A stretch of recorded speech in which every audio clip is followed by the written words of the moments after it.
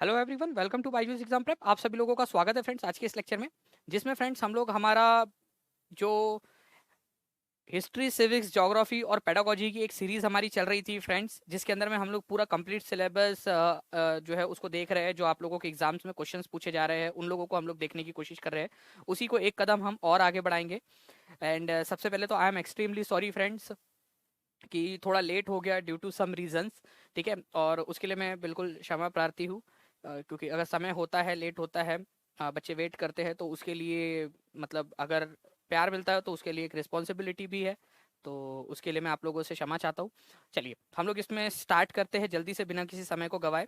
आप लोगों से रिक्वेस्ट करता हूँ फ्रेंड्स कि आप लोग इस सेशन को जहाँ भी शेयर कर सकते हो अपने दोस्तों के साथ में, टेलीग्राम, फेसबुक, व्हाट्सएप, इंस्टाग्राम, जहाँ जहाँ पे भी आप लोग इसको शेयर कर सकते हो, जल्दी जल्दी से शेयर कर दीजिए फ्रेंड्स, ताकि ज़्यादा से ज़्यादा बच्चे हमारे साथ में यहाँ पर में जुड़ सके और धमाकेदार सेशन हम लोग हमेशा की तरह आज भी ले ले।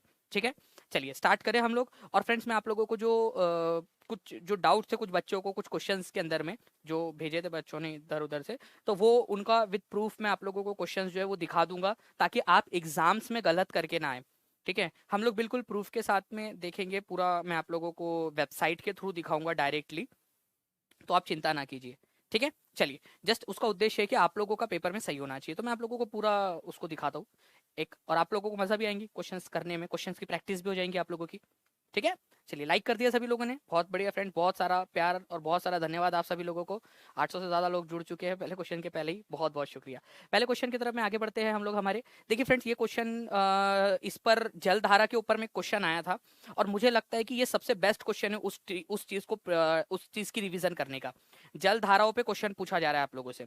तो देखो फ्रेंड्स, अगर जल धारा पे क्वेश्चन पूछा गया तो ये क्वेश्चन आइडियल क्वेश्चन है उसको पढ़ने का। एक बार आप लोग बताइए इस क्वेश्चन का आंसर क्या होगा। कोशिश करो आप लोग इस क्वेश्चन का आंसर करने की कोशिश करो, क्योंकि ये अच्छा क्वेश्चन है। इसकी मदद से आपको काफी सारी चीजें जो है वो समझ में आ जाएगी। मैं हट जाता हूँ यहाँ पर मैं।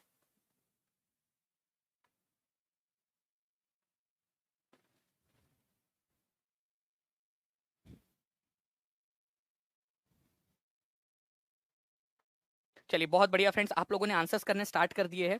देखिए यहाँ पर मैं आप लोगों को बोला है फ्रेंड्स कि ओशन करंट्स के बारे में कौन सी वाली बात सही है। इस पर क्वेश्चन आया था ओशन करंट का। क्वेश्चन एग्जाम में जो पूछा गया था, जो बच्चे ने मेरे को बताया, वो बहुत ईजी था, बट ये थोड़ा टफ है। बट इससे आप लोगों का कंसेप्ट क्लियर हो जाएगा। देखिए कोल्ड करंट जो होता है, ठंडा पानी, ये क्या करता है, पानी को लेकर जाता है। कहाँ से लेकर जाता है? पोलर और हायर लैटिट्यूड से, मतलब ऊपर पोल वाला रीजन, मतलब ऊपर वाला रीजन, नॉर्थ पोल और ये साउथ पोल जो हायर लैटिट्यूड्स है, और ये आपका इक्वेटर 0 डिग्री, ये 90 है, और ये भी 90 है, ये हाई है, और ये इक्वेटर वाला आपका लो है। ठीक है, उसके बाद में फ्रेंड्स आप लोगों को बोल रहा है यहाँ पर में कि Labrador is a warm current. यहाँ पर में ही आप लोगों का जो है वो खेला खत्म हो जाता है।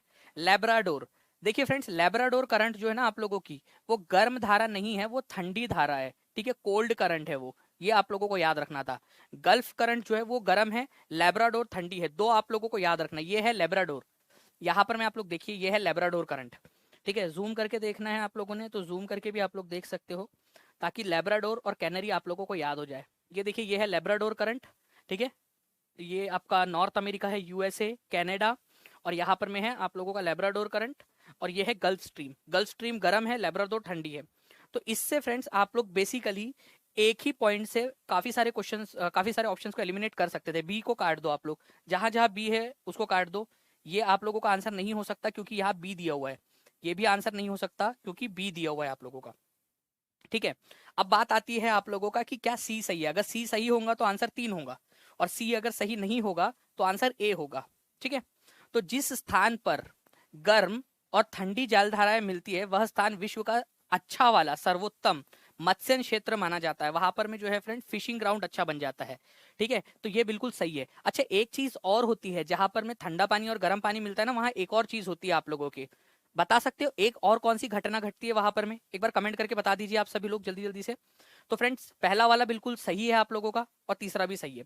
हमेशा याद रखना आप लोग कि जो आप लोगों का कोल्ड करंट होता है, वो कहाँ पर में जनरेट होता है? वो हायर लेटीट्यूड पे जनरेट होता है, ऊपर वाले इलाके में 90 डिग्री के पास में, यहाँ पर में जनरेट होता है। ठीक है, ये यहाँ पर में या यहाँ पर में 90 डिग्री के पास में, और पोल से इक्वेटर के तरफ में जाता है। पोल से इक्वेटर के तरफ में आता है ठंडा पानी। गर्म पानी क्या होता है फ्रेंड्स? गर्म पानी हमेशा इक्वेटर पर जनरेट होता है और पोल के तरफ में जाता है, ऐसे दोनों साइड में। इस प्रकार से जस्ट मैंने समझाया, आप जमीन के ऊपर से वो उड़ते उड़ते नहीं जाता है, मैं जस्ट बता रहा हूँ। नहीं तो बोलेंगे सर यूरोप पे से कैसे जा रहा है वो अफ्रीका पे से, अरे भाई समुंदर में से ही जाएगा, बट समझने के लिए समझो इस बात को। फॉगी फॉगी क्या बात है, ठीक है, फॉगी वाला जो है वो वेदर वहां पर में क्रिएट हो जाता है, फॉग वाला वेदर आपका क्रिएट हो जाएगा वहां पर, जहां पर में भी गर्म पानी और ठंडा पानी मिलता है। और मत्स्य क्षेत्र भी बहुत अच्छा बनता है, ठीक है। लेब्राडोर आप लोगों का गर्म नहीं है, ठंडा है। गल्फ स्ट्रीम गर्म है। चलो लेब्राडोर और गल्फ दोनों एक एक बार लिख दो आप लोग, ठीक है, एक बार लिख ही दो ताकि आपको याद ही हो जाए हमेशा हमेशा के लिए। ठंडी धाराएं आप लोगों की क्या होती है फ्रेंड्स, पोल रीजन से इक्वेटर की तरफ में आती है, और गर्म वाली इक्वेटर से पोलर रीजन या हायर रीजन की तरफ में जाती है। अब आते हैं उस सवाल के ऊपर में फ्रेंड, जिसके ऊपर में काफी सारे लोग जो थे उनको डाउट था, और वो क्वेश्चन था आप लोगों का हड़प्पा से रिलेटेड, ठीक है। अब ये क्वेश्चन है आप लोगों का फ्रेंड्स, ये दिसंबर 2019 के एग्जाम के अंदर में क्वेश्चन पूछा गया आप लोगों का, हड़प्पा सभ्यता का पतन कैसे हुआ, ठीक है। हड़प्पा सभ्यता का पतन कैसे हुआ, ये क्वेश्चन आप लोगों का पूछा गया 2019 के एग्जाम में, दिसंबर 2019 के एग्जाम के अंदर में पूछा गया। ऐसा लगता है कि शासकों का नियंत्रण समाप्त हो गया, जंगलों का विनाश हो गया, सभ्यता के पूरे क्षेत्र में बाढ़ आ गई, और संभवतः नदियां सूख गई। इस क्वेश्चन का आंसर आप लोग कीजिए, देखिए कितने लोग कर पाते हैं। एक बार जल्दी जल्दी से लाइक एंड शेयर भी कर देंगे फ्रेंड्स, सभी लोग जितने भी लोग देख पा रहे हैं।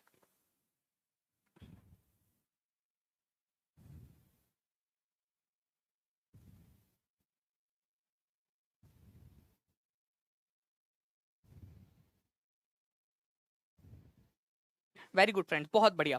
अब देखिए यहाँ पर मैं फ्रेंड्स ये क्वेश्चन मैंने इसलिए लिया है क्योंकि कुछ बच्चों को इसमें डाउट था, और मैं आप लोगों को डायरेक्टली सोर्स से भी दिखा देता हूँ इसका क्या है, और जो ऑब्वियस सी बात है सरकार से बड़ा और क्या ही स्रोत है हमारे पास में।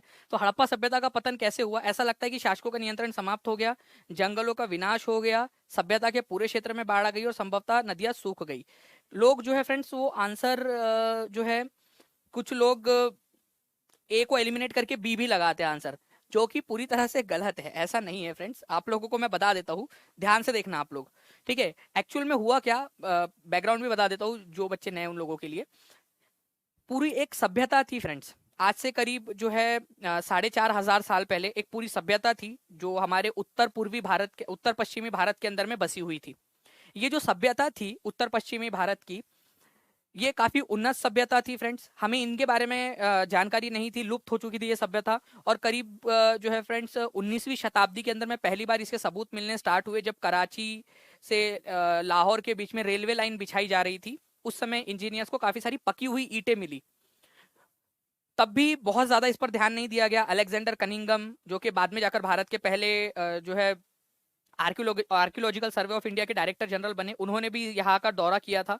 1921 में हड़प्पा नाम की जगह को खोजा गया, फिर बाद में और भी जगहों को खुदाई हुई, कार्बन डेटिंग और भी बहुत सारी प्रक्रियाओं के जरिए हम लोगों को ये पता चला कि करीब 1750 मतलब 1750 बीसी के आसपास में ये सभ्यता खत्म हो गई थी। 2500 बीसी में शुरू हुई, 1750 बीसी के अंदर में समाप्त हो गई। अगर आप आज के समय काल के हिसाब से गिनोगे तो अब हम 2000 साल आगे आ गए ना, तो 2500 उधर का और 2000 इधर का, तो पूरा वो 4500 साल हो जाता है। तो करीब 4500 साल पहले जो है वो सभ्यता बसनी स्टार्ट हुई थी, ठीक है। और 750 साल बाद उसके बसने की वो खत्म हो गई। तो क्यों खत्म हो गई, उसके काफी सारे अलग अलग रीजन हो सकते हैं, ठीक है, काफी सारे अलग अलग रीजन हो सकते हैं। अब फ्रेंड्स मैंने जब आप लोगों को पढ़ाया था, ठीक है, यहाँ पर मैं देखिए ये वो स्लाइड है जो इसके थ्रू मैंने आप लोगों को पढ़ाया था, जब मैंने रिवीजन ली थी ना आप लोगों की पूरी, तो ये वो स्लाइड थी जिससे मैंने आपको पढ़ाया। ध्यान से देखिए यहाँ पर मैं करीब 3900 साल पहले जो है फ्रेंड्स कुछ चेंजेस देखने के लिए मिलते हैं। ये भी स्टेटमेंट इंपॉर्टेंट है, पूछा जा सकता है, ठीक है। काफी सारे लोगों ने शहरों में रहना छोड़ दिया था, ठीक है, सील्स वगैरह का भी इस्तेमाल नहीं होता था। संभवतः नदियां सूख गई होंगी, संभवतः नदियां सूख गई होंगी, ये कारण हो सकता है कि संभवतः नदियां सूख गई होंगी, ठीक है। उसके बाद में डिफॉरेस्ट्रेशन हुआ होगा, जंगलों का विनाश हो गया होगा, ठीक है, नदियां सूख गई होंगी, या फिर हो सकता है वनों की कटाई कर दी गई, डिफॉरेस्ट्रेशन हो गया, है ना, ये भी हो सकता है। कुछ क्षेत्रों में भारी बाढ़ आई होंगी, भारी बाढ़ का कारण भी हो सकता है, ठीक है, कुछ क्षेत्रों में। तो सम एरियाज में, कुछ क्षेत्रों में भारी बाढ़ का कारण आया था, ये भी हो सकता है। भारी भरकम बाढ़ जो है वो आई होंगी। अब ये कुछ ही क्षेत्रों में कैसे, ये दिव्य ज्ञान कहाँ से प्राप्त हुआ, ठीक है, तो मैं आप लोगों को बता देता हूँ फ्रेंड्स। ये है आप लोगों की ncrt.nic.in, ठीक है, ncrt.nic.in 2022-23 की लेटेस्ट वर्जन एनसीईआरटी का, ठीक है। फ्लडिंग और river drying would have had an effect in only some areas, only some areas, कुछ क्षेत्रों के अंदर में ही केवल इसका क्या हुआ होगा फ्रेंड्स आप लोगों का, ओके कुछ ही क्षेत्रों के अंदर में इसका ये रहा होगा। एक सेकंड फ्रेंड्स, कोई कॉपी पेन कॉपी पेस्ट इसका पेपर देखो।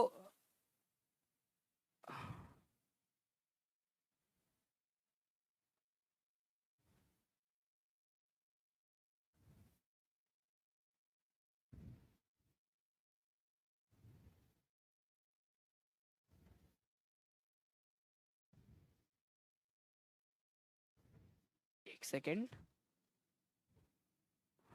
पुट यूजर इन, मैंने कर दिया उनको, ठीक है। सुमन शर्मा सुन लिया करो जब बाकी लोग बोल रहे कि मत करो करके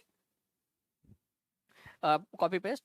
तो देखो फ्रेंड्स यहाँ पर हमें फ्लडिंग जो है वो कुछ एरियाज के अंदर में आई होंगी, और यहाँ पर मैं देखिए it appears as if the rulers lost control, ऐसा लगता है कि राजाओं का यहाँ पर में कंट्रोल छूट गया होगा। फिर से देखिए फ्रेंड्स ncrt.nic.in के ऊपर में आप लोगों का, ठीक है, ऐसा लगता है कि शासकों का नियंत्रण समाप्त हो गया होगा, ऐसा लगता है कि शासकों का नियंत्रण समाप्त हो गया होगा। पेज नंबर 32 हमारा अतीत पार्ट नंबर 1 ncrt.nic.in, ठीक है, ओके। तो ऐसा लगता है कि शासकों का नियंत्रण समाप्त हो गया होगा, ये भी एक कारण है, ऐसा लगता है कि शासकों का नियंत्रण समाप्त हो गया होगा, एनसीईआरटी में दिया हुआ है, ठीक है। इसके अलावा जो है फ्रेंड्स यहां पर में याद रखना है, बाढ़ और नदियों सूखा कुछ ही इलाकों में हुआ होगा, बाढ़ और नदियों के सूखने का असर कुछ ही इलाकों में हुआ होगा। क्या पूरे के पूरे क्षेत्र में बाढ़ आ गई थी या कुछ ही इलाकों में हुआ होगा इसका असर? पूरे के पूरे क्षेत्र में बाढ़ आ गई थी या कुछ ही इलाकों के अंदर में आई थी? तो कुछ ही इलाकों के अंदर में बाढ़ आई होगी। तो यहाँ आप लोगों को वही बताया था मैंने कि कुछ ही क्षेत्रों के अंदर में बाढ़ का कारण रहा होगा, बाढ़ के कारण जो है वो खत्म हुई होंगी कुछ इलाके। तो ऐसा लगता है कि शासकों का नियंत्रण समाप्त हो गया, इसको एलिमिनेट करना, ठीक है, क्या इसको एलिमिनेट करना सही रहेगा? आप खुद बताइए, क्या इसको एलिमिनेट कर सकते हैं? पहली बात तो ये बताओ आप लोग कि ऐसा लगता है कि शासकों का नियंत्रण समाप्त हो गया, ये सही है आप लोगों का, ये याद रखना है फ्रेंड्स, ये सही है, गलत नहीं है, क्योंकि एनसीईआरटी के अंदर में दिया हुआ है मतलब कंट्रोल खत्म हो गया, दिव्य ज्ञान इज फ्रॉम हियर एनसीईआरटी, ठीक है। उसके बाद में फ्रेंड्स यहाँ पर में हम लोग बात करें सभ्यता के पूरे क्षेत्र में बाढ़ आ गई होंगी, ये गलत है आप लोगों का, क्योंकि पूरे क्षेत्र में बाढ़ नहीं आई होंगी, वहां पर में स्पेसिफिकली लिखा हुआ है कि इनका असर कुछ ही इलाकों के अंदर में हुआ होगा, कुछ इलाकों के अंदर में, पूरे के पूरे इलाकों के अंदर में नहीं हुआ होगा, ठीक है। तो आप लोग समझ गए होंगे कि मैं कुछ क्वेश्चन क्यों करा रहा हूँ, क्योंकि कुछ बच्चों को डाउट आ गया था एक जगह से।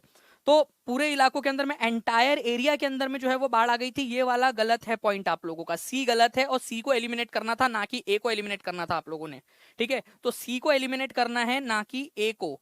तो आंसर आपका ऑप्शन नंबर 4 है फ्रेंड्स, 4, ठीक है। ए बी और D is the correct answer, answer is option number 4 A B D, ठीक है। अब मैं इसका एक और प्रूफ आपको देना चाहूंगा, ठीक है। आगे बढ़ते हैं, एक प्रूफ और हम लोग लेंगे इसका आप लोगों का, इसी क्वेश्चन से रिलेटेड जून 2011 का क्वेश्चन, इसी कंसेप्ट के ऊपर में बेस्ड, ठीक है। अब यहां पर मैं आप लोग देखिए फ्रेंड्स कि around 3900 years ago earlier cities Harappa and Mohenjo-daro began to come to an end because of the various reasons, which one of the following is not the reason, ठीक है। कौन सा वाला रीजन नहीं हो सकता?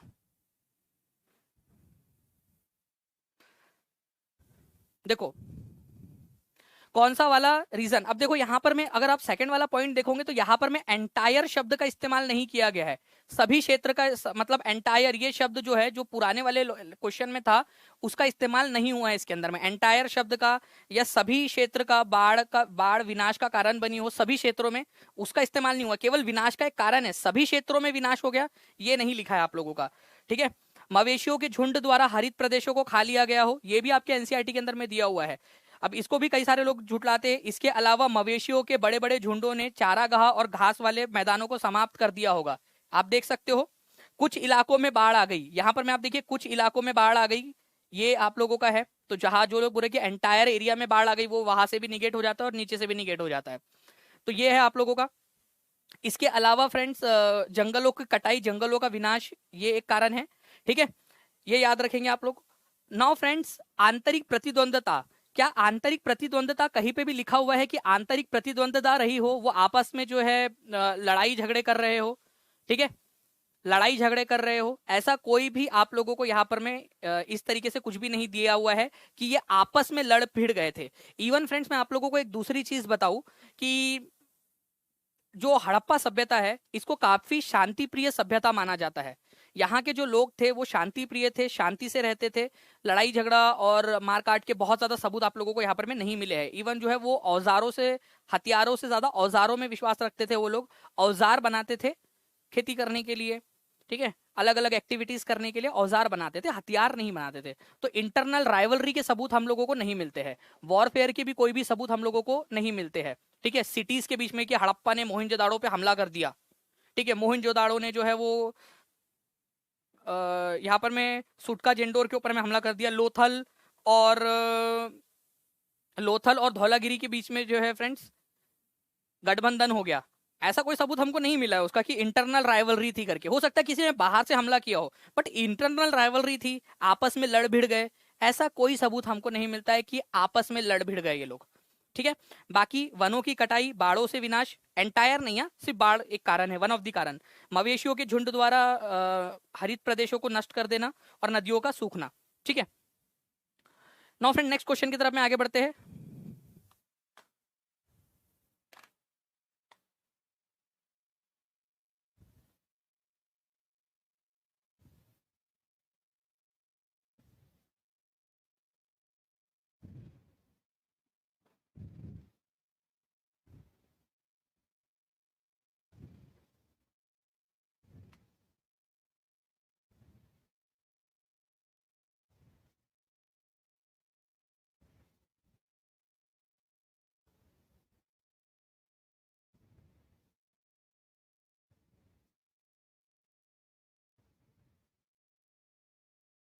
चलिए, जिन भी लोगों का कल एग्जाम है उनको ऑल द बेस्ट। देखो फ्रेंड्स, वनों से रिलेटेड मैंने आप लोगों को बहुत सारा पढ़ाया है। आप लोग दानिश शेख सर्च करोगे बायजूस एग्जाम प्रेप के चैनल के ऊपर में फ्रेंड्स, आप लोगों को काफी सारे और भी वीडियोस जो है वो मिल जाएंगे जिसके अंदर में मैंने रिवीजन कराया आप लोगों को। तो आप महा मैराथॉन्स, ठीक है, टॉपिक वाइज जो हम लोगों ने किया हुआ है उसको देख कर जाना, क्योंकि बहुत सारे लोगों को उससे फायदा हुआ है। जिन जिन लोगों का पेपर हुआ है उन लोगों का फायदा हुआ है इस चीज से। ठीक है, आंसर दिख रहा है, चलो आंसर दिख रहा है तो चलो मतलब आंसर देखकर आंसर लगा दो, अपने मन को समझा दो। मैंने आपसे कहा ना कि मेमोरी का टेस्ट है नहीं आप लोगों का, अधिगम कभी भी मेमोरी का टेस्ट नहीं होता है। अधिगम आप लोगों के लिए जो या फिर जो आपका असेसमेंट होता है फ्रेंड्स, वो आप लोगों के अधिगम के अंदर में मदद के लिए होता है। तो चलिए, आंसर पता भी चल गया तो ओपन एंडेड टेस्ट हम लोग इसको मान लेते हैं एक प्रकार की। देखिए, कॉनिफोरस फॉरेस्ट, शंकुधारी वन, जो शंकुधारी वन होते हैं फ्रेंड्स आप लोगों के, उसके अंदर में आप लोगों को नरम कास्ट वाले सदाबहार पेड़ मिलेंगे, नरम वाले शंकु। ठीक है, तो आप ऐसा समझ लीजिए, शंकु का मतलब क्या होता है, शंकु मतलब ऐसा, ऐसा। तो ये ऊपर वाला हिस्सा आपको झोपड़ी टाइप का दिख रहा है, और शंकुधारी वन में जो नरम कास्ट वाले सदाबहार वन पाए जाते हैं उसमें उससे माचिस, माचिस की डिबिया, ये सारी चीजें बनती है, नरम कास्ट वाले सदाबहार वन। ठीक है, सॉफ्ट एवरग्रीन ट्रीज, इससे क्या बनता है, आपकी माचिस वगैरह बनती है। तो आप ऐसा समझ लो कि आप माचिस का इस्तेमाल करके जो सिगरेट पीने गए हो, वैसे सिगरेट पीना बहुत बुरी बात है भाई, ठीक है, नहीं पीना चाहिए। ओके, बट मैं जस्ट समझाने के लिए बता रहा हूँ कि मान लो कि आप तो समझदार बच्चे हो, कुछ खराब वाले लोग, खराब वाले लोग जो झोपड़ी में जाके छुप छुप के जो है वो सिगरेट पी रहे थे। तो झोपड़ी में शंकुधारी वन, सॉफ्ट एवरग्रीन फॉरेस्ट, ये याद रखना है आप लोगों ने।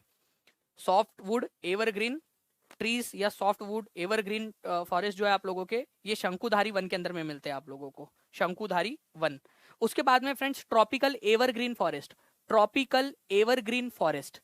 तो ये यहां पर मैं आपको याद रखना है, जो भी ट्रॉपिकल फॉरेस्ट होता है, ट्रॉपिकल, अगर ट्रॉपिकल है, उष्ण कटिबंधीय है, तो क्या होगा, हम लोग उष्ण कटिबंधीय जोन में रहने वाले लोग हैं भाई। ठीक है, जो भी ट्रॉपिक ऑफ कैंसर के नीचे रहते हैं वो सारे के सारे जो है वो क्या है, हार्ड लोग है अपन, हार्ड लोग। ठीक है, हार्ड लोग है, ज्यादा तो नहीं हो जाएगा, ज्यादा हार्ड पता चले कि टेबल ही टूट जाए। ओके, तो ट्रॉपिकल एवरग्रीन, ट्रॉपिकल रीजन में रहने वाले जो लोग होते हैं वो हार्ड होते हैं, ऐसा समझ लीजिए फ्रेंड्स, टफ होते हैं। तो ट्रॉपिकल, चाहे वो डेसिडुअस हो चाहे वो एवरग्रीन हो, वो हमेशा हार्डवुड ट्रीज रहेंगे। ट्रॉपिकल एवरग्रीन बोलो, या फिर इसके जगह पे अगर ट्रॉपिकल डेसिडुअस भी आता, ठीक है, ट्रॉपिकल डेसिडुअस भी आता, पर्णपाती आता सदाबहार के जगह पे, पर्णपाती भी आता अगर, तो भी फ्रेंड्स मैं इसको मजबूत कास्ट वाले पेड़ ही लगाता, क्योंकि एवरग्रीन बोलिए या फिर डेसिडुअस बोलिए, वो दोनों के दोनों में हार्डवुड पाए जाते हैं। तो उष्ण कटिबंधीय देखकर हार्डवुड लगा देना, कोई दिक्कत नहीं होगी आप लोगों को, टेंशन नहीं ले आप लोग। ए की जोड़ी 3 के साथ बी की जोड़ी 2, 2 और 3, 2 3 2 3 2 3 2 3 2 3 एक ही जगह पे दिया हुआ है आप लोगों को यहाँ पर में 2 और 3 ऑप्शन नंबर ए के अंदर में। तो यहाँ से एलिमिनेट हो गया था। आगे में भी देख लेते हैं आप लोग। टेम्परेट एवरग्रीन फॉरेस्ट और मेडिटेरियन टाइप ऑफ वेजिटेशन। अब इस बात की गहराई को समझो आप लोग। देखिए friends, Mediterranean type of vegetation जो होता है आप लोगों का, हमेशा जो भी कंटिनेंट है उसके वेस्ट साइड में, ठीक है, मेडिटेरियन टाइप ऑफ वेजिटेशन जो है वो कंटिनेंट के वेस्ट या साउथ वेस्ट रीजन के अंदर में आता है, वेस्ट या साउथ वेस्ट में मेडिटेरियन टाइप ऑफ वेजिटेशन। और जो टेम्परेट एवरग्रीन फॉरेस्ट होते हैं वो आप लोगों के ईस्टर्न साइड में आते हैं, ईस्ट वाले साइड में, कंटिनेंट के ईस्ट साइड में टेम्परेट एवरग्रीन फॉरेस्ट। दोनों आप लोग एक बार कमेंट में लिख दीजिए ताकि आपको याद हो जाए। मेडिटेरियन टाइप ऑफ वेजिटेशन आप लोगों का जो है वेस्ट या साउथ वेस्ट में आता है, कोई भी कंटिनेंट है उसके वेस्ट या साउथ वेस्ट में। और अगर टेम्परेट एवरग्रीन फॉरेस्ट है तो ईस्टर्न मार्जिन के ऊपर में। ये दोनों की खासियत है, खासियत है। अब मैं ये ऑप्शंस हटा दूंगा थोड़ी देर में, डोंट वरी, और नेक्स्ट टाइम फिर से क्वेश्चन पूछूंगा आप लोगों से घुमा फिरा के वापस से, देखते कितने लोग उसका आंसर कर पाएंगे। ठीक है, देखिए मेडिटेरियन टाइप ऑफ वेजिटेशन जो है आप लोगों का वेस्ट या साउथ वेस्ट वाले मार्जिन पे मिलता है। और जो कोनीफेरस फॉरेस्ट है आप लोगों का फ्रेंड्स, वहां पर मैं आप लोगों को सॉफ्ट वुड एवरग्रीन ट्रीज आप लोगों को मिलते हैं। ठीक है, और टेम्परेट जो है आप लोगों का वो ईस्टर्न मार्जिन पे मिलता है, टेम्परेट एवरग्रीन फॉरेस्ट आपके। ठीक है, चल नाउ फ्रेंड्स एक और क्वेश्चन आप लोगों का। देखिए यहाँ पर मैं आप लोगों को बोला गया कि स्पेशल टाइप की पोट्री बनती थी जनपद के, जनपद समय काल के अंदर में, जहां पर में भी जनपद मिले हैं हमको, वहां पर में स्पेशल तरीके की पोट्री मिली है। कौन सी वाली पोट्री हम लोगों को मिली है?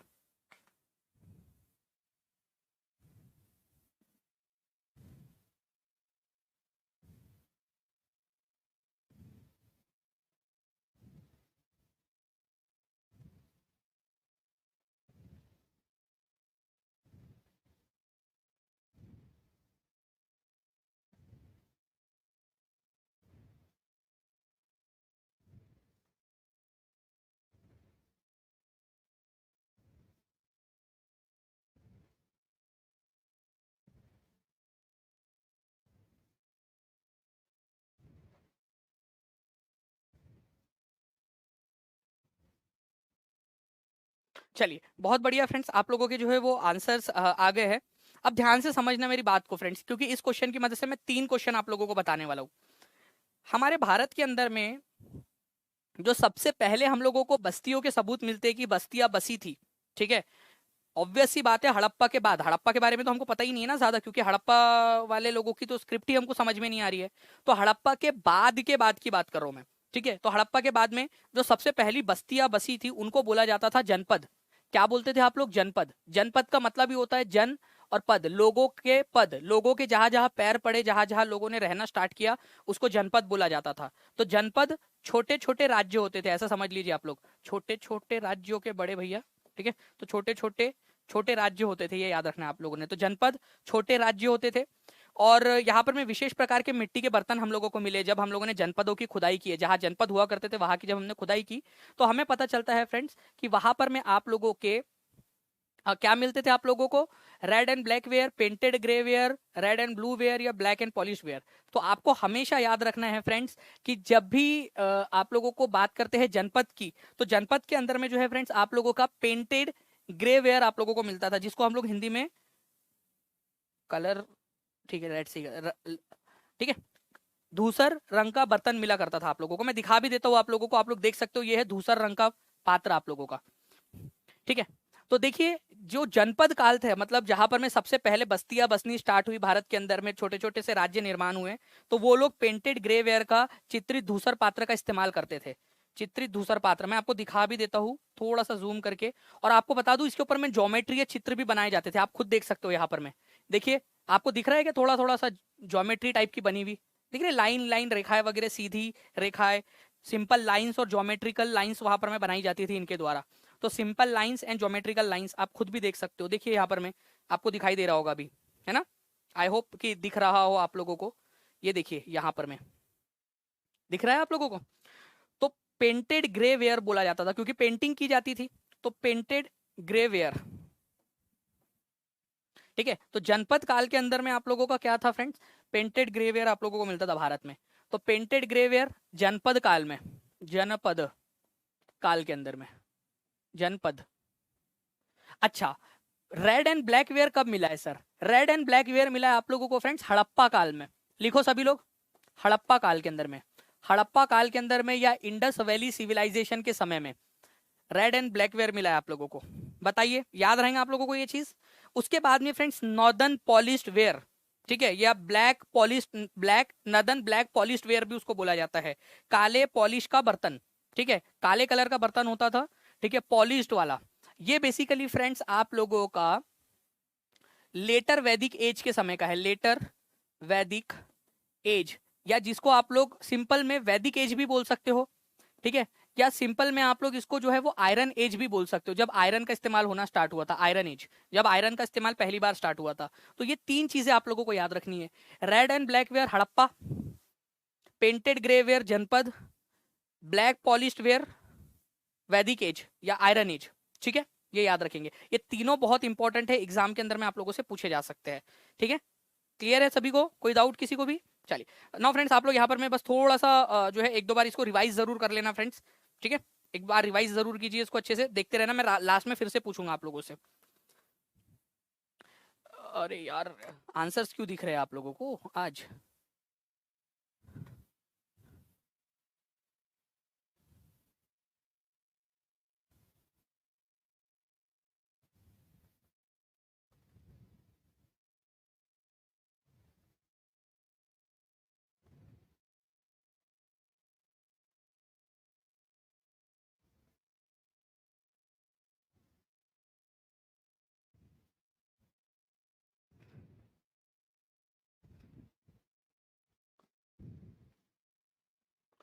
अभी भी दिख रहा है आप लोगों को आंसर? मतलब छुपने का नाम ही नहीं ले रहा है वो। छुप जा भाई, छुप जा। अच्छा छुप गया, चलो ठीक है। आज ये शर्म हया का कोई जमाना ही नहीं रहा। पहले ही आ जा रहा है, मतलब आंसर की बारी आई नहीं, शादी उदी हुई नहीं उसकी, अभी जो है वो पिया जी के आप लोग तो के सामने आ जा रही है वो आंसर। छुप जा अभी। ठीक है, चलिए, तो विश्व का सबसे ऊंचा पठार कौन सा है फ्रेंड्स? सबसे ऊंचा पठार, पठार जो है फ्रेंड्स बेसिकली क्या होता है, एक ऐसा एरिया होता है, अपलिफ्टेड एरिया, ठीक है, जो थोड़ा सा समुद्र सतह से, ठीक है, एक ऐसा प्लेन होता है वो इलाका, प्लेन इलाका जो थोड़ा सा उठा हुआ हो, ठीक है, इस तरफ इस प्रकार से थोड़ा ऊंचाई पर हो। अब कुछ पठार ऐसे हैं फ्रेंड जो बहुत ज्यादा ऊंचाई पे चले गए हैं, बहुत ज्यादा ज्यादा ऊंचाई पर चले गए हैं, और उसमें से सबसे ऊंचा जो पठार है वो है आपका तिब्बत का पठार। तिब्बत का पठार सबसे ऊंचा है, ये याद रखना है आप लोगों ने, ठीक है। तो ये इंपॉर्टेंट पॉइंट है आप लोगों का। इसके अलावा जो है फ्रेंड्स आप लोगों को ये याद रखना है कि भारत के अंदर में सबसे पुराने पठारों में से सब कौन सा वाला पठार है, जो सबसे पुराना पठार है भारत का, वो है आप लोगों का दक्कन का पठार, सबसे ओल्डेस्ट। और अगर आप लोगों से सबसे हाईएस्ट पूछे तो तिब्बत का पठार, ये याद रखना है आप लोगों ने। इसके अलावा जो है फ्रेंड्स आप लोगों से ये बोला जा सकता है कि ईस्ट अफ्रीकन प्लेटू कहां पर में है। ईस्ट अफ्रीका का पठार केनिया, तंजानिया और युगांडा के अंदर में फैला हुआ है, ठीक है। और वेस्टर्न प्लेट्यू कहां पर में है? वेस्टर्न प्लेट्यू ये ऑस्ट्रेलिया में है। अब मैं आप लोगों से एक सवाल पूछता हूं, ठीक है, पूछूं मैं आप लोगों से, आप सभी लोगों को चैलेंज, एक क्वेश्चन का आंसर आप लोग करके बताइए अभी के अभी, ठीक है। ओल्डेस्ट, ठीक है, हाईएस्ट, ठीक है, western, Australia, Deccan, Tibet. 1 2 3,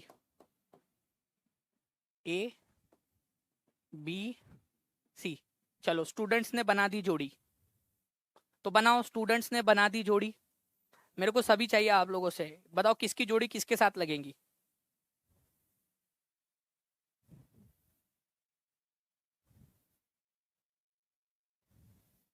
very good friends, बहुत बढ़िया, आप लोगों को याद हो गया अभी के अभी। यहाँ पर मैं ओल्डेस्ट, अगर हम लोग बात करें इंडिया का, तो हम लोग ओल्डेस्ट प्लेट्यू जो है वो इंडिया का दक्कन को मानते हैं। हाईएस्ट प्लेट्यू की बात करें हम लोग, तो हम तिब्बत को मानते हैं सबसे हाईएस्ट प्लेट्यू। और वेस्टर्न प्लेट्यू कहाँ पर में आप लोगों का, ये ऑस्ट्रेलिया में मिलेगा आपको वेस्टर्न प्लेट्यू के नाम से, ठीक है, पश्चिमी पठार। तो इस चीज को याद रखना है। विश्व का सबसे ऊंचा पठार जो है आप लोगों का वो है फ्रेंड्स तिब्बत का पठार। और तिब्बत का पठार जो है वो करीब 4000 से 6000 मीटर की ऊंचाई पर ही है। यहाँ पर में आप लोगों को मिलेगा तिब्बत का पठार। ठीक है, फिर क्वेश्चन दिख रहा है, कलयुग है भाई, घोर घोर कलयुग है।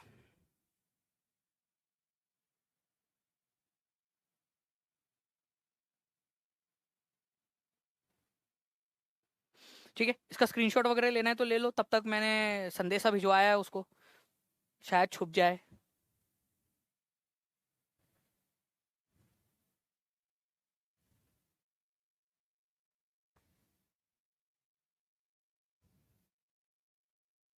छुप गया, ठीक है। साल, सागौन, नीम, शीशम, ठीक है। ये बताइए आप लोग, फर्नीचर, परिवहन और निर्माण सामग्री बनाने के लिए उपयोगी होते हैं, सख्त लकड़ी वाले वृक्ष है। This is the tie breaker. सख्त लकड़ी वाले वृक्ष होते हैं।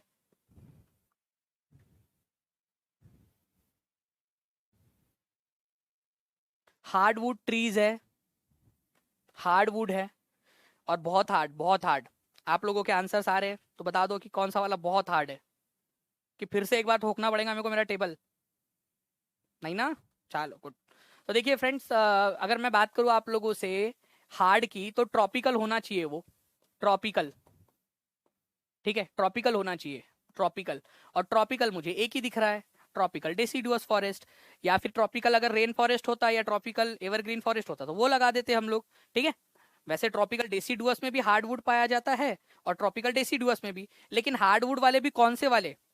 साल, टीक, नीम, शीशम, पीपल, ये सब क्या है आप लोगों के? ये सब जो है फ्रेंड ट्रॉपिकल डेसिडुअस फॉरेस्ट है। भारत के अंदर में आपको पता है सबसे ज्यादा कौन से वाले पेड़ पाए जाते हैं? भारत में सबसे ज्यादा यही पाए जाते हैं, सबसे ज्यादा इन इंडिया। भारत के अंदर में सबसे ज्यादा ट्रॉपिकल डेसिडुअस फॉरेस्ट ही पाए जाते हैं, उष्णकटिबंधीय पर्णपाती वन। तो ये आप लोगों के है ना, साल, सागौन, नीम, शीशम, पीपल, फर्नीचर वगैरह और टफ चीजें बनाने के काम आता है आप लोगों का। तो ये याद रखना है। एक बार लाइक एंड शेयर करते रहेंगे फ्रेंड्स सभी लोग जल्दी जल्दी से। Answer is option number D. अच्छा, मेडिटेरियन टाइप ऑफ वेजिटेशन जो है फ्रेंड्स, इसको आप लोगों, आपका फ्रूट्स के लिए बहुत ज्यादा फेमस है ये। फ्रूट्स यहाँ पर में उगते हैं बहुत ज्यादा। कोनीफेरस फॉरेस्ट के अंदर में सॉफ्ट वाले होते हैं, सॉफ्ट। ठीक है, सॉफ्ट एवर ग्रीन फॉरेस्ट होते हैं आप लोगों के। और टेम्परेट डेसिडुअस फॉरेस्ट के अंदर में जो है फ्रेंड्स आप लोगों के जो टेम्परेट डेसिडुअस फॉरेस्ट है आप लोगों के, उसके अंदर में ये वाले एग्जाम्पल्स नहीं है आपके। उसके अंदर में जो है ना वो सॉफ्ट और हार्डवुड दोनों ही पाए जाते हैं टेम्परेट के अंदर में। इस क्वेश्चन का आंसर करो आप लोग।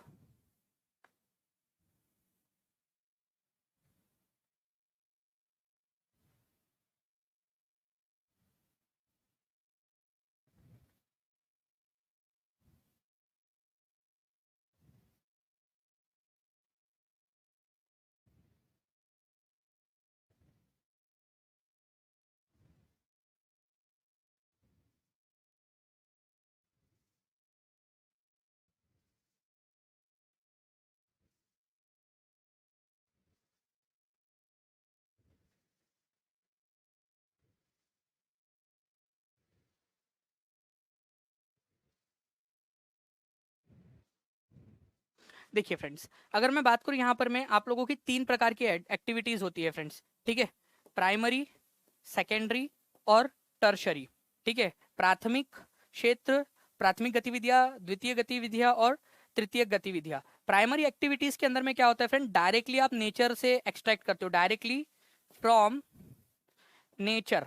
तो आप इसको टेस्ट कर लेना कि क्या डायरेक्टली नेचर से लिया जा रहा है।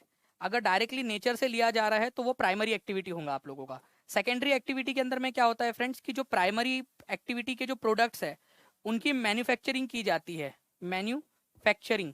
ठीक है, मैन्युफैक्चरिंग की जाती है या प्रोसेसिंग की जाती है। जो प्राइमरी सेक्टर से मिला है आप लोगों को उसकी प्रोसेसिंग की जाती है। और टर्शरी सेक्टर आपका सर्विस सेक्टर होता है, सर्विसेज, जिसमें आपको कोई ना कोई सर्विस दी जा रही हो, टर्शरी सेक्टर। तो primary activities include extraction and production of natural resources. सही बात है, नेचर से जो रिसोर्सेज मिलते हैं उसको जो एक्सट्रैक्ट किया जाता है, निकाला जा रहा है डायरेक्टली नेचर से, तो वो प्राइमरी सोर्स है आप लोगों का। मैंने बोला ना डायरेक्टली फ्रॉम द नेचर, तो डायरेक्टली नेचर से निकाला जा रहा है, एक्सट्रैक्ट किया जा रहा है। प्राकृतिक संसाधनों का निष्कर्षण और उत्पादन शामिल है, ठीक है। इवन खेती वगैरह आप लोगों की ये सब प्राइमरी सेक्टर में आती है। बैंकिंग, ट्रांसपोर्ट एंड एडवर्टाइजिंग, ये सब सर्विस है। बैंकिंग आपको सर्विस दे रही है, पैसा जमा करो, ठीक है, आपके पास, हमारे पास सुरक्षित रहेगा, हम आपको पैसे का जो है वो 21 दिन में डबल करके दे देंगे। अक्षय कुमार वाली बैंक में अगर आपने जमा करा दिया तो पैसे 21 दिन में डबल होता नहीं है वैसा, हाँ, याद रखना, नहीं तो पता चले कि वो कर रहे हो आप लोग। तो ट्रांसपोर्ट, एडवर्टाइजिंग, ये सब क्या है, आपकी सर्विस इंडस्ट्रीज है। ट्रांसपोर्ट, मुझे बहुत सारा सामान लेकर जाना है एक जगह से दूसरी जगह, तो क्या कर रहा हूँ मैं, ट्रांसपोर्ट का इस्तेमाल करूंगा, तो वो मेरे को मदद कर रहा है, सर्विस दे रहा है। तो ये आपका सेकेंडरी नहीं, ये टर्शरी एक्टिविटी के अंदर में आएगा आपका, सेकेंडरी नहीं में टर्शरी में आएगा। तो बी को काट दो, बी काटो, और यहाँ से भी बी को काटो, ठीक है। तो ये आंसर नहीं हो सकता, और डी भी आंसर नहीं हो सकता आप लोगों का। ए और सी में रेस्ट लगी हुई है आप लोगों की, और ए तो सही है आप लोगों का, तो सी सही होने का तो सवाल ही नहीं उठता जब आपको पता है कि ए सही है। तो यहाँ पर मैं देखिए केवल सी और केवल ए, अब मैं बिना पढ़े भी आंसर लगा सकता था। Tertiary activities are connected with processing of natural resources. Processing, मैंने अभी आपको बताया फ्रेंड्स कि मैन्युफैक्चरिंग और प्रोसेसिंग किस में आती है, मैन्युफैक्चरिंग और प्रोसेसिंग किस में आती है, सेकेंडरी में आती है। मैंने कीवर्ड आपको बता दिए। अगर मैन्युफैक्चरिंग करना है आप लोगों ने, मतलब मैन्युफैक्चरिंग का मतलब होता है कोई उत्पादन करना है, उस जैसे फॉर एग्जांपल आपको गन्ना मिल गया है, गन्ने से शुगर बनाना, तो शुगर का मैन्युफैक्चरिंग कर रहे हो आप, तो सेकेंडरी में कर रहे हो, क्योंकि गन्ना आपको प्राइमरी सेक्टर से मिला था, उसकी प्रोसेस करके शुगर बना रहे हो आप लोग, ठीक है, या उसको प्रोसेस कर रहे हो, ठीक है, उसके ऊपर में और ज्यादा जो है प्रसंस्करण कर रहे हो, तो वो सेकेंडरी एक्टिविटी होगा, टर्शरी नहीं होगा, वो सेकेंडरी होगा आप लोगों का। तो सी गलत है आपका, ठीक है, इस वजह से आपको याद रखना था, इंपॉर्टेंट है, एग्जाम के अंदर में पूछा जा सकता है आप लोगों का।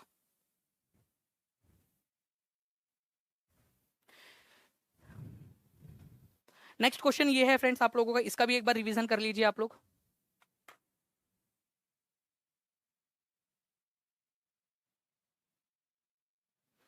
हमारा एग्जाम हुए सर, आप सभी का पढ़ाया हुआ है, आपके एग्जाम्पल सॉल्व करने वाली ट्रिक बहुत हेल्पफुल। जी thank you very much Gulnaz. और मैं बिल्कुल इत्तेफाक रखता हूँ कि जो ऑप्शन एलिमिनेशन की ट्रिक होती है फ्रेंड्स वो काम करती है। ऑप्शन एलिमिनेट करो, आपके काफी सारे क्वेश्चंस आपके ऐसे ही सॉल्व हो जाएंगे। एक बार लाइक एंड शेयर कर दीजिए फ्रेंड्स सभी लोग जल्दी जल्दी से। Temperate deciduous forest are the monsoon forest. Temperate deciduous forest को मॉनसून फॉरेस्ट कहा जाता है, क्या ये बात सही है? Tropical deciduous forest are found in large parts of India. Bharat के अंदर में सबसे ज्यादा ट्रॉपिकल डेसिडुअस फॉरेस्ट पाए जाते हैं, क्या ये सही है?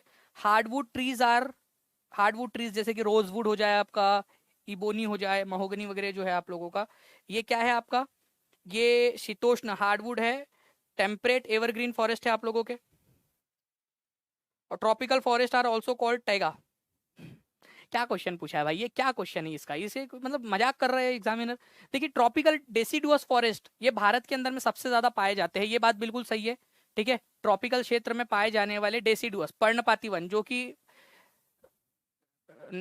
एक समय ऐसा आता है जब अपने पत्तियां गिरा देते हैं और केवल मानसून के सीजन में हरे भरे रहते हैं। तो ट्रॉपिकल डेसिडुअस फॉरेस्ट पर्णपाती वन भारत में सबसे ज्यादा पाए जाते हैं, बिल्कुल सही है।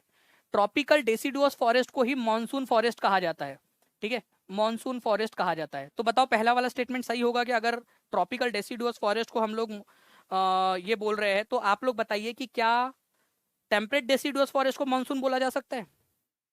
नहीं ना। ट्रॉपिकल डेसिडुअस फॉरेस्ट को मानसून फॉरेस्ट बोलते हैं, ना कि टेम्परेट को।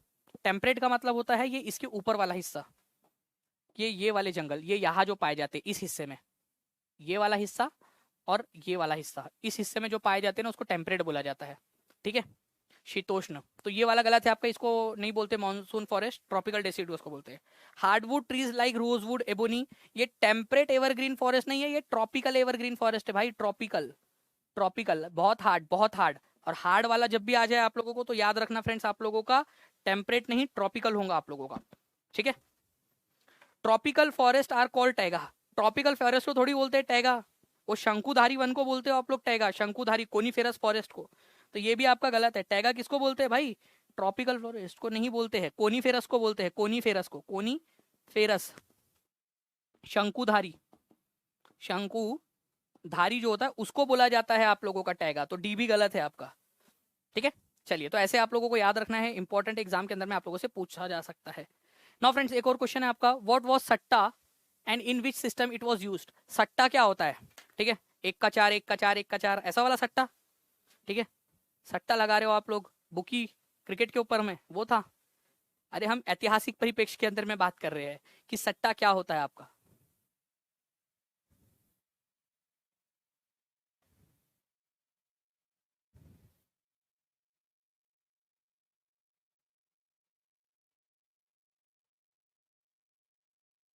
देखिए फ्रेंड्स, अगर मैं सट्टे की बात करूं यहाँ पर में, तो सट्टा मतलब होता है आप लोगों का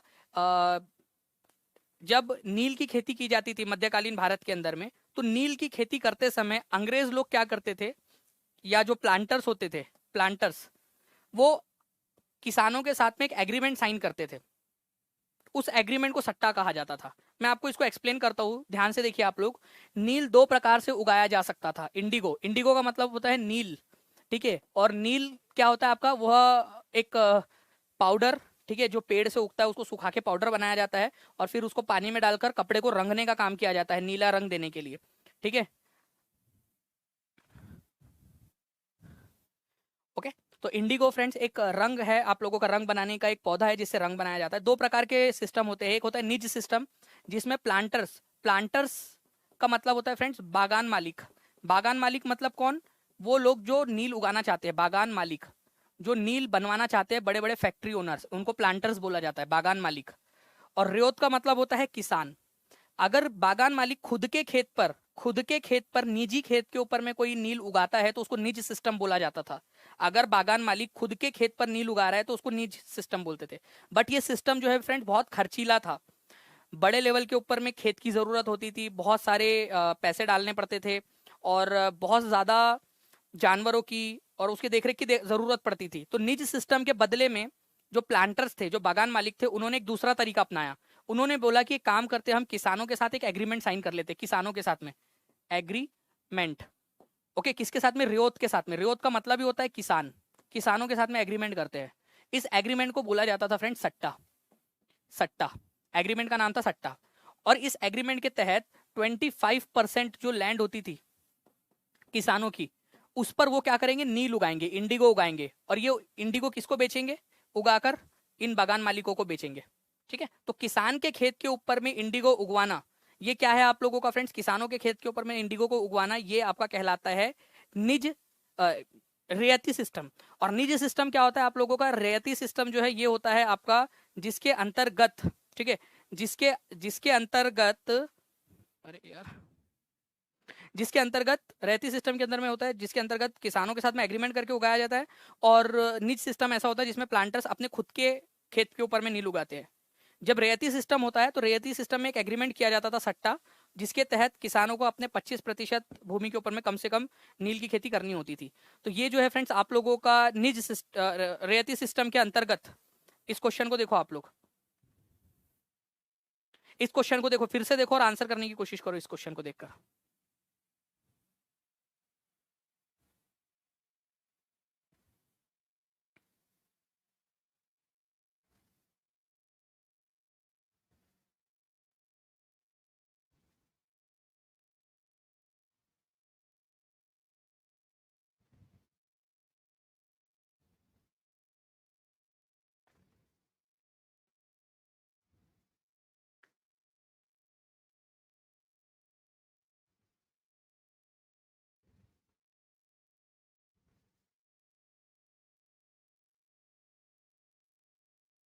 वेरी गुड फ्रेंड, बहुत बढ़िया, आप लोगों के जो है वो आंसर्स आ गए हैं अब यहाँ पर में, ठीक है। तो आंसर आपका ऑप्शन नंबर भी हो जाएगा, एक अनुबंध या समझौता था जो रियायती खेती के अंदर में होता था, इंडिगो के अंदर में। नेक्स्ट क्वेश्चन की तरफ में आगे बढ़ते हैं फ्रेंड्स। इस क्वेश्चन का आंसर आप लोग करेंगे, बहुत ही इंपॉर्टेंट क्वेश्चन है ये भी, हड़प्पा सभ्यता से है और इंपॉर्टेंट वाला क्वेश्चन है आप लोगों का। आप लोगों को इस क्वेश्चन के अंदर में क्या बोला गया है, ध्यान से देखिए आप लोग। क्वेश्चन में बोला गया है फ्रेंड्स कि निम्नलिखित हड़प्पा सभ्यता के नगरों, शहरों के संदर्भ में निम्नलिखित में से कौन सा कथन सत्य है। लोथल, लोथल जो है फ्रेंड्स, यहाँ पर में फायर अल्टर्स आप लोगों को मिले हैं। फायर अल्टर्स मतलब अग्नि वेदियां जहां पर में ओम भट्ट स्वाहा किया जाता होगा, ठीक है, यज्ञ वगैरह किए जाते होंगे, लोथल में मिले हैं आप लोगों को, जहां पर में यज्ञ किया जाता होगा। अग्नि कुंड या फिर अग्नि वेदी मिली है जहां पर में यज्ञ किए जाते होंगे। तो बिल्कुल सही है, लोथल में और कालीबंगान दोनों जगहों पे आप लोगों को मिले, तो लोथल में मिले हैं आपको। इवन फ्रेंड्स मैं आप लोगों को बताऊं, कालीबंगान के अंदर में आप लोगों को क्या मिला है फ्रेंड्स, कालीबंगान के अंदर में आपको जूते हुए खेत के सबूत मिले हैं। ऐसा खेत जहां पर में खेती की गई होंगी, क्या ये सही है? तो ये भी बिल्कुल सही है। ठीक है, तो ये आप लोग ध्यान से देखेंगे। मैं आप लोगों को दिखा देता हूँ फायर अल्टर्स क्या होता है। तो ये देखिए इस तरीके से अग्निवेदी, ठीक है, ओम भट्ट स्वाहा, बच्चों का पेपर निकल जाए मेरे, ओम भट्ट स्वाहा, इजी वाले क्वेश्चंस भी आ जाए उनको, ओम भट्ट स्वाहा हार्ड वाले क्वेश्चन है और मेरे बच्चे जो है सारे के सारे आंसर्स कर दे। ओम भट्ट स्वाहा, दानी सर का नाम रोशन करना चाहिए बच्चों ने मेरे। ओम भट्ट स्वाहा भगवान, जो है जो लोग कॉपी पेस्ट करते हैं उनका मोबाइल जो है वो 2-3 मिनट के लिए हैंग हो जाए, कमेंट वाला सेक्शन। और बाकी वीडियो दिखता रहे उनको यार, बेचारों का नुकसान भी नहीं होना चाहिए। अग्निवेदी थोड़ा समझ लेना, थोड़ा एडजस्टमेंट कर लेना। सिर्फ कमेंट वाला सेक्शन हैंग कर देना उनका, जो कॉपी पेस्ट बहुत सारी कॉपी पेस्ट करते हैं। ओम भट्ट स्वाहा, तो ये जो है आप लोगों का फ्रेंड्स, इसको अग्निवेदी कहा जाता है। तो फायर अल्टर्स आपको दो जगह पे मिले हैं, कालीबंगान के अंदर में भी मिला है और लोथल में भी मिला है आप लोगों को। तो लोथल कालीबंगान फायर अल्टर्स आप लोगों को मिले हैं जहां सेक्रीफाइस वगैरह किए जाते होंगे। ठीक है, कालीबंगान जो है फ्रेंड्स राजस्थान में एक जगह है। लोथल का है वैसे, लोथल गुजरात में, पोर्ट शहर है एक, पोर्ट शहर, बंदरगाह वाला शहर। कालीबंगान राजस्थान के अंदर में फ्रेंड्स, यहाँ पर में जूते हुए खेत के सबूत मिलते हैं आपको। इवन मैं आपको बताऊं, खेत को दो पार्ट में डिवाइड किया गया था, दो पार्ट्स के अंदर में इस तरीके से। Okay, first second. तो इससे अंदाजा लगता है कि दो अलग अलग प्रकार की भी खेती करते होंगे ये लोग। तो दो पार्ट के अंदर में डिवाइड किया गया था। कालीबंगान में जूते हुए खेत के सबूत मिले हैं, एक जुताई वाले खेत के सबूत मिलते हैं, जिससे पता चलता है, कंफर्म हो जाता है कि वो लोग खेती करना जानते थे। खेती के बारे में सबूत मिल गए हम लोगों को। प्लव्ड फील्ड या फिर खेती वाली जमीन कालीबंगान में मिली है आप लोगों को। और फायर अल्टर्स लोथल और कालीबंगान दोनों जगह पे मिले। तो इस क्वेश्चन का आंसर क्या होगा आपका? Lothal head fire altars. देखो यहाँ ओनली नहीं बोला है उसने, कि ओनली लोथल में था, लोथल में भी। ठीक है, तो Lothal had fire altars where sacrifice may have been performed. ठीक है, लोथल कालीबंगान दोनों में मिला है, लेकिन यहाँ ओनली शब्द नहीं बोला है ना, इस वजह से ये सही है आपका। उसके बाद में Kalibangan had evidence of ploughed field, Kalibangan के अंदर में आपको खुद जूते हुए खेत के सबूत मिलते हैं। तो आंसर होगा आपका option number C, both A and B are true. ठीक है, याद रहेंगे इस चीज का आपको। वेरी गुड फ्रेंड, बहुत बढ़िया। नाउ अब मैं आप लोगों से कुछ सवाल पूछूं, एक बार लाइक एंड शेयर जरूर कर दीजिए फ्रेंड्स, सभी लोग जितने भी लोग देख रहे हैं सभी लोग एक बार लाइक जरूर कर देंगे और कमेंट करके आंसर्स करते रहेंगे। सभी सभी को आंसर करना है, जो मैं आप लोगों से पूछ रहा हूँ कमेंट बॉक्स में आंसर्स करते रहेंगे मेरे बताने के पहले, सभी के सभी बताने के पहले आंसर्स करते रहना है आप लोगों ने। ओके, नाउ फ्रेंड्स मैं आप लोगों से जो सवाल पूछ रहा हूँ उसके आंसर कीजिए आप लोग। आप लोगों को बताना है फ्रेंड्स कि यहाँ पर मैं, ठीक है, मैं जोड़ियां लगा रहा हूँ। ठीक है, स्टूडेंट्स ने लगा लगा दी जोड़ी। आपको बताना है कि रेड एंड ब्लैक वेयर, ठीक है, लाल और काले बर्तन। उसके बाद में फ्रेंड्स पेंटेड ग्रे वेयर, चित्रित धूसर पात्र, चित्रित धूसर पात्र, ग्रे मतलब धूसर कलर, और ब्लैक पॉलिश्ड वेयर। ठीक है, चमकदार काले बर्तन किसके साथ में लगेंगी जोड़ी? चलो आप लोगों को पता है तो आप मेरे से पहले लिख दो ताकि आपको याद हो जाए। ठीक है, आ, जनपद, ठीक है, हड़प्पा, ठीक है, और वैदिक या आयरन एज, क्योंकि लोहे की खोज उत्तर वैदिक काल में हुई थी ना, इस वजह से। तो बताइए किसकी जोड़ी किसके साथ में लगेंगी? ठीक है, आप लोगों को लगाना है। अगर मैं इसको 1 2 और 3 दे दूं नाम, और इसको मैं दे दूं ए बी और सी, ऐसे नाम दे दूं, तो आप लोग किसकी जोड़ी किसके साथ में लगाओगे? मैंने आपसे कहा था कि मैं लास्ट में पूछूंगा आप लोगों से, इसीलिए बोलता हूँ कि लेक्चर पूरा ध्यान से देखा करो। ठीक है, कोई आप लोगों को दिक्कत नहीं होनी चाहिए इसके अंदर में।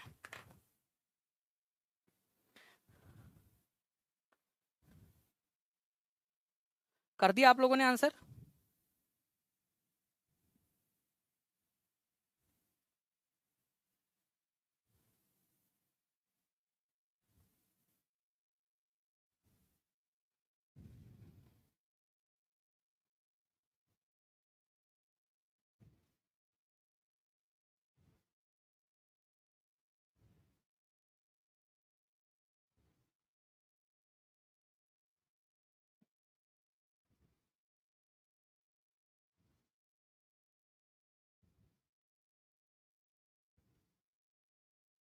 ठीक है, तो इसका आंसर आप लोगों ने कर दिया होगा फ्रेंड्स कमेंट बॉक्स के अंदर में।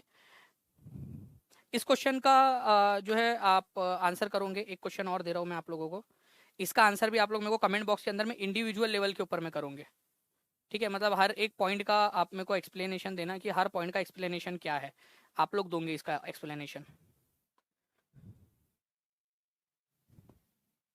हट गए, ठीक है। इसका भी आप लोग एक्सप्लेनेशन दोगे और कमेंट के अंदर में कोशिश कीजिए आप लोग कि आप लोग आंसर कर पाए। देखो मेरा मेन मकसद आप लोगों को यहाँ पर मैं रट्टा मरवाना या फिर ये सारी चीज़ें जो है आपका दिमाग में फिट कर देना वो नहीं है। आप अधिक आपको सीखना चाहिए सारी चीज़ें कि आपके दिमाग में सहज रूप से सारे आंसर्स आए अंदर तक, ठीक है। तो इसका भी आंसर आप लोग कर दोगे कमेंट बॉक्स के अंदर में सभी लोग। बाकी फ्रेंड्स हम लोग मिलते हैं हमारे नेक्स्ट लेक्चर के अंदर में, कल मिलेंगे हम लोग इसमें, ठीक है, डायरेक्टली। तो तब तक के लिए थैंक यू वेरी मच। कल 5 बजे आप लोगों का लेक्चर रहेगा, सभी लोग आ सकते हैं। दानिश शेख सर आप लोग सर्च कर लोगे फ्रेंड्स बायजूस एग्जाम प्रेप के चैनल पर, जिसमें मैंने सारे क्वेश्चंस कराया, पेडागोजी के भी क्वेश्चंस कराए हैं, अलग अलग क्वेश्चंस कराए, उन सारे लेक्चर्स को आप लोग अच्छे से देखिए। कमेंट बॉक्स में लिख लिख के आंसर्स कीजिए ताकि आप लोगों को वो चीज़ें याद हो जाए। ओके, तो कमेंट बॉक्स में लिख लिख के आंसर्स करना है आप लोगों ने, ठीक है। इसके अलावा शशि सर ने आप लोगों के लिए फ्रेंड्स एक लेक्चर भी लगाया हुआ है ईवीएस के ऊपर में, आई थिंक रात में 8 बजे, वो भी आप लोग देख सकते हो ईवीएस वाले बच्चे, ठीक है। चलो तब तक के लिए thank you very much friends, take care and bye, God bless you all, thank you very much, bye, thank you.